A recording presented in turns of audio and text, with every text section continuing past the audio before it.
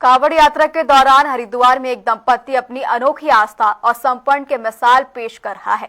दरअसल मोदी नगर से आए ये दंपति 180 किलोमीटर की यात्रा में दिव्यांग शिव भक्त पति को पत्नी अपने कंधों पर बैठाकर हरिद्वार तक लेकर पहुंच रही है, ताकि दोनों भगवान शिव का जलाभिषेक कर सकें।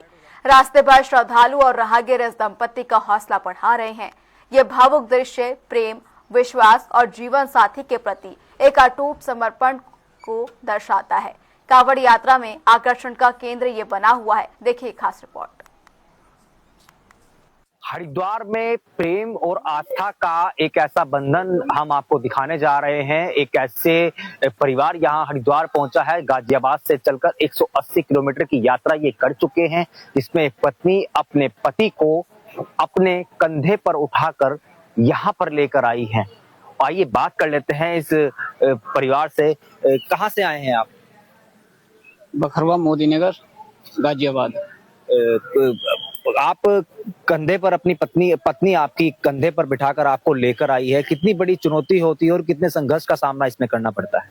ये तो बहुत कहना पड़ता है, पर क्या करे, भोलेनाथ की जैसी मर्जी है वैसा समय चल रहा है। रहना में उनकी मर्जी से है तो हम उनकी मर्जी से चल रहे हैं। जैसा जिस हाल में रखेंगे वो हमें करना पड़ेगा। आपका नाम क्या है? आशा। आशा जी, पिछली बार भी आप आए थे और इस बार भी आप आए हैं, तो अब आगे का क्या प्लान रहने वाला है? जल ले लिया है आपने, अब किस तरीके से गंतव्य की ओर जाएंगे आप?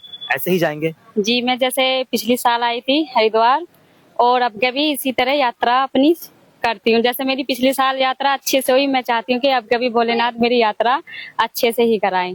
और फिर जब से आई हूँ मुझे बहुत अच्छा लगा कि मेरे पति थोड़े थोड़े चलने भी लग गए हैं अब से, और चाहती हूँ कि ऐसे हो जाए जो अगले साल ये खुद से ही आ जाएं, मेरी इन्हें आवश्यकता नहीं पड़े। तो कितनी बड़ी चुनौती रहती है जिस तरीके से कंधे पर बैठाकर इतनी दूर चलना? दर्द भी होता होगा पाँवों में और लगातार चुनौतियां भी रास्ते में देखने को मिलती है, तो कितना संघर्ष इसमें रहता है आपका? कहते हैं जो संघर्ष कर लो वो बहुत अच्छा फल मिलता है, लेकिन जब से हम मतलब कि हैं, जब से हुए हैं ना, जब से संघर्ष ही संघर्ष मिल रहा है करने के लिए। लेकिन हम भी हैं कि अब से पीछे नहीं हटेंगे, जितना संघर्ष आना है आए जो आगे, हम पीछे नहीं हटने वाले। तो ये अटूट जो भक्ति आपको देखने को मिल रही है और आपकी मोहब्बत यहाँ पर देखने को जो मिल रही है, इसको कैसे पैगाम देना चाहेंगी? और जब आप जाएंगी वहां पर जलाभिषेक होगा तो किस प्रकार की वहां पर भूमिका रहने वाली है आपकी? वहाँ मैं मोदी नगर अपने गांव बखरवा के लिए निकलूंगी। बाबा कृष्णनाथ के मंदिर में जल अभिषेक होता है हमारा, तो वहां से फिर अपने घर चले जाते हैं। तो बच्चे भी आपके साथ में आए हैं और जब पैदल आप चलेंगे तो हर बार मतलब किस तरीके से रहती है कि ये मोटिवेशन आपको कहाँ से मिलता है कि हमें इस तरीके से कंधे पर बैठाकर जाना है? ये प्रेरणा कहाँ से मिलती है? क्या भगवान शिव और पार्वती की जो भक्ति देखकर आप प्रेरित होती हैं या कोई अन्य इसका कारण है? देखिए, ये तो पता नहीं मेरे मन में क्यों आया, बस जैसे हरिद्वार घूमने के लिए आए थे यहीं से ही अचानक मन बन गया। मैं कहा चलो ऐसे चलते हैं, सब संघर्ष कर रहे हैं, सब इतना इतना जल लेकर के जा रहे हैं, मैं कहा कुछ तो भक्ति होगी भोलेनाथ में, मैं कहा चलो हम भी अपने आप का पैदल चलते हैं। तो ये भी नहीं पता था कि मैं आपको ऐसे बिठा करके ले आऊंगी, यहीं आगे चलो, मैं कहा ऐसे चल के देखते हैं कि हम चल पाएंगे या नहीं।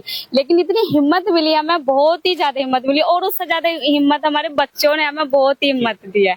हमारे बच्चे साथ रहेंगे तो हमें सबसे ज्यादा उम्मीद रहेगी। तो क्या अगली साल भी यहाँ पर आना होगा अगले वर्ष में? जी, अगले साल तो ये सोच रहे हैं जो ये अपने पैरों से चल जाए, हम बिल्कुल आएंगे उस साल भी। तो ये उनकी पत्नी आशा हमारे से जनता टीवी से इस समय बात कर रही थी, जिनका साफ तौर पर ये कहना है कि अगले साल के लिए भी ये यहाँ पर आए और इन्हें ये उम्मीद है कि अगले साल ये स्वयं अपने पैरों से चलकर आए। तो आप देख सकते हैं यहाँ पर रिश्तों का एक अटूट बंधन देखने को मिल रहा है, जिसमें एक पत्नी अपने कंधे पर बैठाकर अपने पति को हरिद्वार लाई है और गंगा जल लेकर ये लोग गाजियाबाद की ओर रवाना होंगे।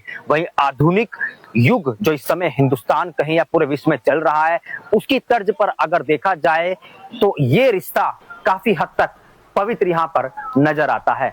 अपने सहयोगी के साथ हर्ष सैनी, जनता टीवी के लिए हरिद्वार।